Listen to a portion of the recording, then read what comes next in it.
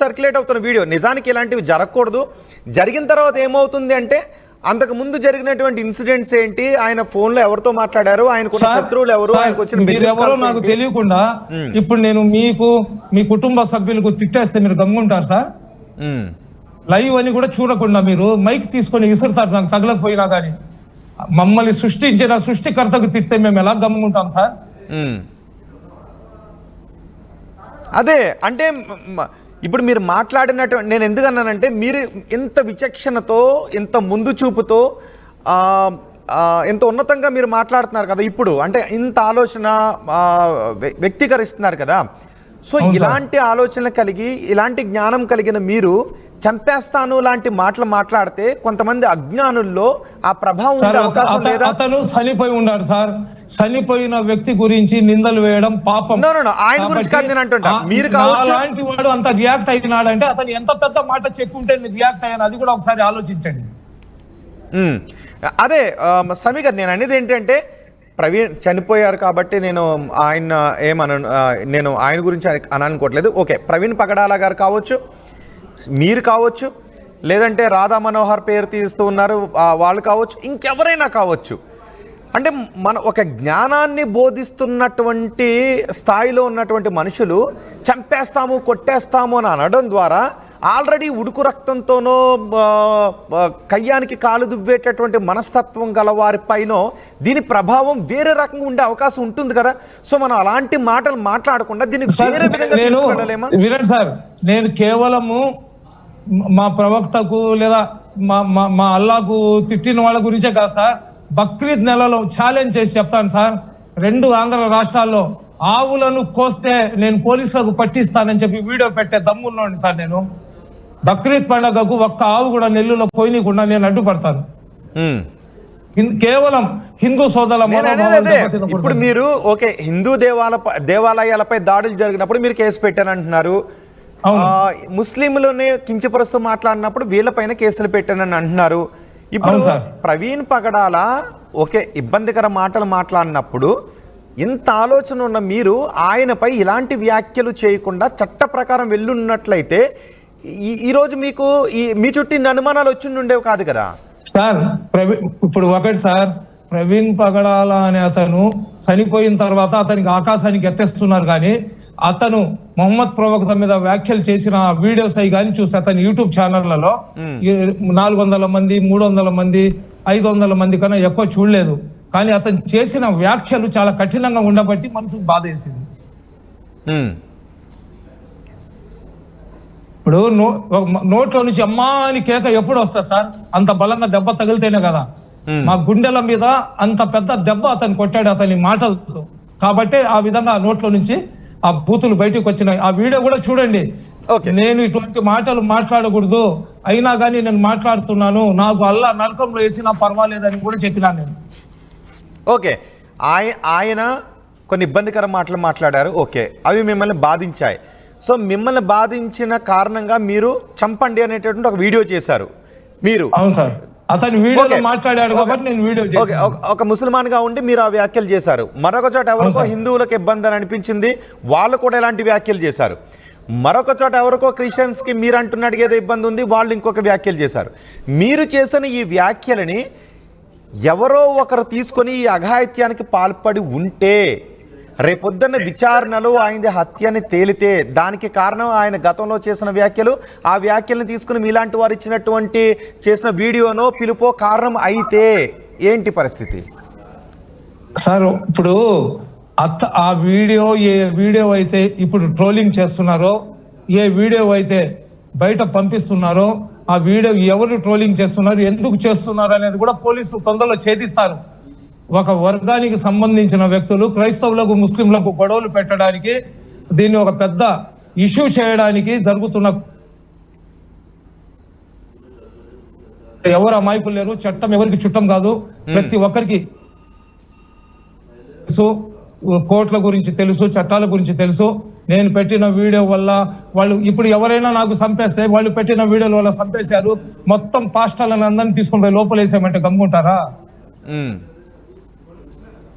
అదే ఒకవేళ ఇంకెవరిపైన ఇలాంటి దాడి జరిగినప్పుడు దానికి ఇంకెవరైనా ఇచ్చినటువంటి ఒక పిలుపో చేసిన ఒక వీడియో సార్ ఎవరైనా ఆర్టీవీలో యాంకర్ గారు మాట్లాడిన మాటలు సమీతో ఆ యాంకర్ గారు మాట్లాడిన మాటలకి నాకు ఉద్రేకం వచ్చి సమీ గారిని చంపేశాను నేనంటే మిమ్మల్ని లోపలేస్తే గమ్ముంటారా?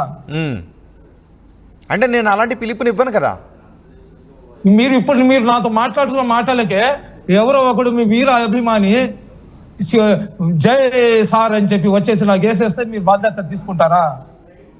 లేదా ఇప్పుడు మీ కెమెరామ్యాన్ గయాజ్ గారు ఉన్నారు, ఇద్దరు పెన్లో కత్తి తీసుకొని నాకు పొడిచేస్తే దానికి మీరు ముద్దాయి అవుతారా? అదే అంటుంటా. అంటే సమాజంలో కొన్ని ఉద్రిక్తతలు చోటు చేసుకోవటానికి అవకాశం కలిగించే మాటలను ఏ మతస్థులు మాట్లాడొద్దు. ఈ పరమత అసహనాన్ని జ్ఞానం కలిగినటువంటి మనుషులు పరమత అసహనాన్ని ఎందుకు, అది క్రిస్టియన్స్ లో కావచ్చు, ముస్లిమ్స్ లో కావచ్చు, హిందువుల్లో కావచ్చు, జ్ఞానం ఉన్నటువంటి వాళ్ళు ఏం జరుగుద్దో ముందు చూపుతూ ఆలోచించగలిగినటువంటి వాళ్ళు ఎవరు మతం గురించి వాళ్ళు మాట్లాడుకుంటే తప్పులేదు. కానీ పరమత అసహనం ఎందుకు వస్తుంది అంటారు? అసలు ఆధిపత్య పోరు సార్, అది ఆధిపత్య పోరు. అది ఆధిపత్య పోరు. ఇప్పుడు క్రిస్టియానిటీ ఉంది, నీ ధర్మం ప్రపంచంలో నీకన్నా పెద్ద ధర్మం లేదని నువ్వు చెప్పుకో, మాకు ఇబ్బందే లేదు. నువ్వు చెప్పుకుంటూ ఇతర ధర్మాలు పనికి మాలినాయని చెప్తేనే కదా ఇబ్బంది వచ్చేది. ఇండియాలో నెంబర్ 1 ఛానల్ మీద ఆర్టీవీ అని మీరు చెప్పండి, పర్వాలేదు. మిగతా ఛానల్ అని చెత్త ఛానల్ అని చెప్తే వాళ్ళందరూ మీ పైకి తగ్గుకురారా?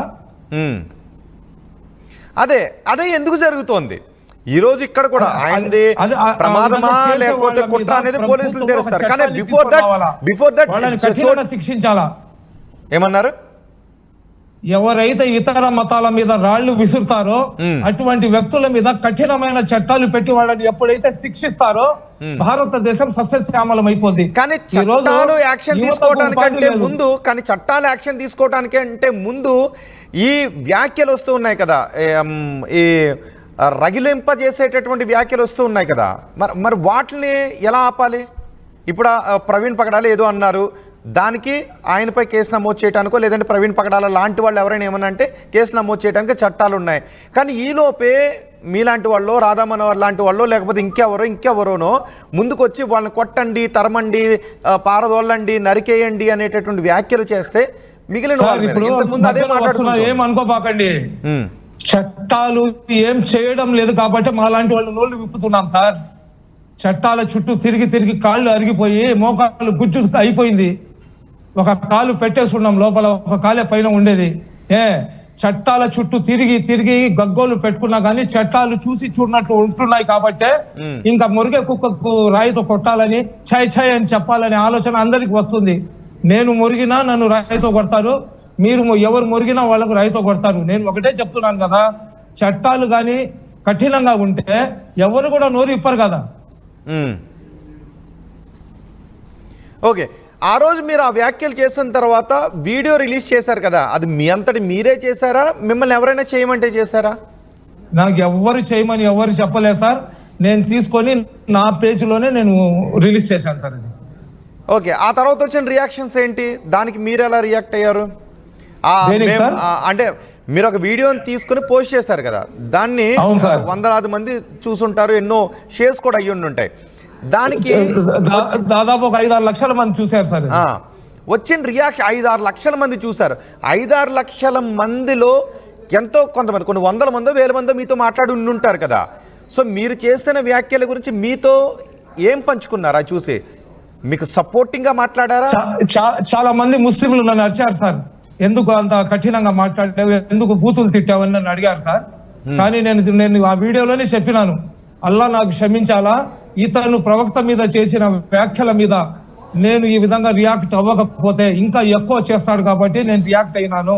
అల్లా నాకు నరకంలో వేసినా పర్వాలేదు, కానీ మిగతా ఎవరు కూడా నోరు ఇప్పరు. ఆ విధంగా కానీ మేము కౌంటర్ ఇవ్వకపోతే ఒక ఆలోచనతో అతని మీద మేము కఠినంగానే కౌంటర్ ఇచ్చినాం సార్. ఓకే, సమీ గారు, మీరు కానీ ఇంకో మతంలో ఇంకొకరు కానీ ఇలాంటి వ్యాఖ్యలు చేస్తే అది ఎటువంటి ప్రభావం చూపించదని అనుకుంటున్నారా? సార్ అటువంటి వ్యాఖ్యలు ఎవరు చేసినా తప్పు అనే చెప్తున్నాను సార్. నేను చేసిన వ్యాఖ్యల గురించి కూడా నా మనసు బాధ ఉంది. ఆ విధంగా నేను చేసి ఉండకపోతే బాగుండదని చెప్పి. కానీ అంత ఉద్రేకం వచ్చేటట్లు అతను ప్రవక్త గారి గురించి మాట్లాడాడు సార్. ఓకే సార్, ఒక చనిపోయిన వ్యక్తి గురించి అతను చెడ్డోడు అని చెప్పడం కూడా నాకు ఎందుకు ఇష్టం లేదు సార్. ఆ కేసు అదే ఆయన గురించి ఆయన మరణం చుట్టూ ఉన్నాను. రేపు పోస్ట్ మార్టం రిపోర్టు లేదంటే అక్కడ ఉన్నటువంటి సైంటిఫిక్ ఎవిడెన్స్ వచ్చిన తర్వాత ఒకవేళ ఇది హత్య అనటానికి అవకాశం ఉంది, ఆయన ఒంటిపైన దెబ్బలు ఉన్నాయి, ఇది హత్య అనటానికి అవకాశం ఉంది, కానీ ఎవరు చేశారో అన్న దానిపైన మళ్ళీ ఇన్వెస్టిగేషన్ జరుగుతూ ఉంటుంది. ఒకవేళ నిజంగా అదే తేలితే, ఒకవేళ అలాగే కనుక రిపోర్ట్ కనుక వస్తే మళ్ళీ మీ వరకు ప్రశ్నలు వచ్చే అవకాశం కూడా ఉంటుంది. సార్, ఖచ్చితంగా నా వల్ల నష్టం జరిగి నా వల్ల కానీ అతనికి హాని జరిగి ఉంటే చట్టం నన్ను తీసుకొని పోయి జైల్లో పెట్టేస్తా సార్. రెండోది, అక్కడ ఏంటంటే మర్డర్ అంటే ఏదో మనం మంత్రం చదివి ఊదేస్తే మనిషి చచ్చిపోడు సార్. అక్కడ పోవాలా, వాడిని కొట్టాలా, వాడిని చంపాలా, చంపినోడు పారిపోవాలా, వాడు పారిపోవడానికి ఏదో తీసుకోవాలా, సీసీ కెమెరాలు, పోలీసు వాళ్ళు 10 నిమిషాల్లో పట్టేస్తారు సార్. వదిలేండి సార్. డాగ్ స్క్వాడ్ కూడా అక్కడికి పోయింది, ఫింగర్ ప్రింట్లు తీసుకుంటారు. ప్రతిదీ పోలీసు వాళ్ళు క్షుణ్ణంగా తల్ల వెంట్రుక కింద పడినా గానీ, ఆ ఎస్పీ గారు తల్ల వెంట్రుక కింద పడినా గానీ పెద్ద భూతద్దంలో చూసి బయటికి తీస్తారు. చూడండి మీరు. కరెక్ట్. అవును, రేపో ఎల్లుండో మొత్తం బయటికి వస్తుంది. అవును. మరి ఈ లోపు ఈ అనుమానాలన్నీ వ్యక్తం చేస్తున్న వాళ్ళకి మీరేమైనా చెప్పదలుచుకున్నారా సార్? నేను ఒకటే చెప్తున్నాను సార్, సహనం అనేది చాలా మంచిది. పోలీస్ వాళ్ళ దగ్గర నుంచి రిపోర్ట్ వచ్చేదాకా వెయిట్ చేద్దాం. రిపోర్ట్ వచ్చిన తర్వాత అతనిది యాక్సిడెంటల్ డెత్ అంటే ఆ భగవంతుడి పైన అతని కోసము, అతనికి మనశ్శాంతి కోసం ప్రార్థనలు చేద్దాం. లేదు, అతనికి ఎవరైనా హత్య చేశారంటే వాడిని కఠినంగా శిక్షించాలని చెప్పి క్రైస్తవులు, ముస్లింలు, హిందువులు అందరూ కలిసి ఒక పెద్ద ఉద్యమం చేద్దాం, అతనికి కఠిన శిక్ష పడేటట్టు. ఓకే, ఇప్పటికీ కొంతమంది మీ మాటల ద్వారా ప్రభావితులైనటువంటి ఎవరో చేసి ఉండొచ్చు అనుకుంటూ ఉన్నారు. అలాగే హిందువుల్లో కూడా శత్రువులు ఉన్నారు, వాళ్ళు చేసినటువంటి వ్యాఖ్యలు కూడా కారణం కావచ్చు. రెచ్చగొట్టే వ్యాఖ్యలు చేశారు, రాజకీయ నాయకులు కూడా రెచ్చగొట్టే వ్యాఖ్యలు చేశారని అనుకుంటూ ఉన్నారు. సో హిందువుల్లో కూడా ఎవరైనా శత్రువులు ఉన్నారు, ఈ పని చేసే అవకాశం ఉంది అని మీరేమైనా అనుకుంటున్నారా సార్? నేను నా క్లారిఫికేషన్ ఇవ్వడానికి నేను కూర్చున్నాను సార్. హిందువులలో ఎవరో చేసి ఉంటారు, లేదా మన పవన్ కళ్యాణ్ గారు సనాతన ధర్మం గురించి మాట్లాడారు కాబట్టి ఆ ఏరియాలో ఉన్న వాళ్ళు ఏదో ఆయనకి పవన్ కళ్యాణ్ గారికి ఇన్స్పిరేషన్ లాగా తీసుకొని చేశారని చెప్పడానికి అయితే నేను కూర్చోలేదు. నేను తప్పు చేయలేదు. నాకు అతని ఏదైతే అక్కడ జరిగిన సంఘటనలో చీమగోరంతా కూడా మా పాత్ర లేదని చెప్పడానికి మనం కూర్చున్నాము. ఇతరుల పాత్ర ఏముందో పోలీసు వాళ్ళు తేల్చడానికి నేను జడ్జి కాదు, నేను ఇన్వెస్టిగేషన్ ఆఫీసర్ కాదు. కరెక్ట్. ఓకే, కానీ ఆ రిపోర్ట్ రావటంలో విపరీతమైన జాప్యం జరుగుతోంది అని మీకు అనిపిస్తోందా? త్వరగా వస్తే బాగుంది కానీ ఏదో లేట్ జరుగుతోంది అనే డిలే అవుతోంది అని ఏమైనా అనిపిస్తుందా సార్? దాంట్లో ముఖ్యమంత్రి గారు, హోమ్ మినిస్టర్ గారు, లోకేష్ బాబు గారు, పవన్ కళ్యాణ్ గారు అందరు కూడా ప్రభుత్వ తరఫున పూర్తి స్థాయిలో ఇన్వాల్వ్ అయి ఉన్నారు. పూర్తి స్థాయిలో దానికి సంబంధించిన క్లూస్ వాళ్ళు తీస్తున్నారు. ఎవరు తప్పు చేసి ఉన్నా కానీ ఒక రోజు ఆలస్యం కావచ్చు కానీ దోషులైతే ప్రజల ముందుకు వస్తారు సార్. ఓకే, ఇకపైన ఇలాంటి వ్యాఖ్యలు చేసేవారికి ఏ మతంలో ఉన్న వాళ్ళైనా కూడా ఇలాంటి విద్వేషపూరితమైనటువంటి వ్యాఖ్యలు చేసే వాళ్ళకి మీరేం చెప్తారు? అది మీరు కూడా రేపటి నుంచి ఇంకెప్పుడైనా ఎవరైనా ఒకవేళ మీకు ఇబ్బంది కలిగించే మాటలు మాట్లాడినా మీరు ఇలాంటి విద్వేషపూరిత మాటలు మాట్లాడను నేనైతే మీ ఆర్టీవీ ద్వారా నేను ప్రభుత్వానికి కోరుకుంటున్నాను సార్, ప్రతి జిల్లాలో 12 మందితో ఒక పీస్ కమిటీ ఏర్పాటు చేయాలి సార్. దాంట్లో 4 హిందువులు, 4 క్రైస్తవులు, 4 ముస్లింలను పెట్టి ఒక పీస్ కమిటీ ఏర్పాటు చేయాలా. రాష్ట్ర స్థాయిలో ఒక పీస్ కమిటీ చేయాలా. ఆ పీస్ కమిటీలో గతంలో వైఎస్ఆర్సీపీ ప్రభుత్వం ఉన్నప్పుడు వాళ్ళ పార్టీకి చెందిన కార్యకర్తలకి పీస్ కమిటీ వేసుకున్నారు. వాళ్ళకి పీస్ అంటే తెలియదు, మత సామరస్యం అంటే ఏందో తెలియదు.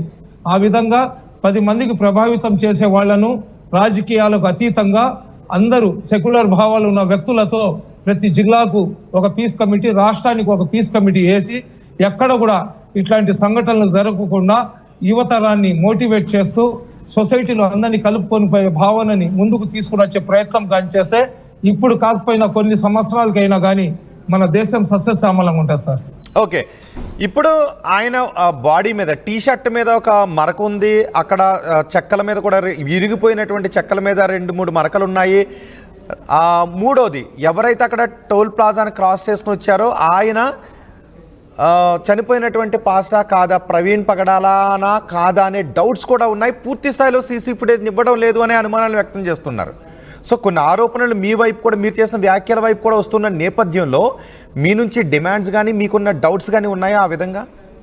సార్ నాకు ఎటువంటి డిమాండ్స్ లేవు, నాకు ఏం లేదు. నాకు ఏంటంటే అనవసరంగా నన్ను ట్రోలింగ్ చేయబాకండి. నాకు ఏదైతే చంపేస్తాము, చించేస్తాము, పొడిచేస్తామని ఏదైతే కామెంట్లు క్రైస్తవ సోదరులు ఎవరైతే ఎక్స్ట్రీమర్స్ ఉన్నారో వాళ్ళు చేస్తున్నారు కదా, వాళ్ళ వల్ల నాకు ఏదైనా ప్రాణహాని జరుగుతుంది అనేది నా కుటుంబ సభ్యులకు డౌట్ ఉంది.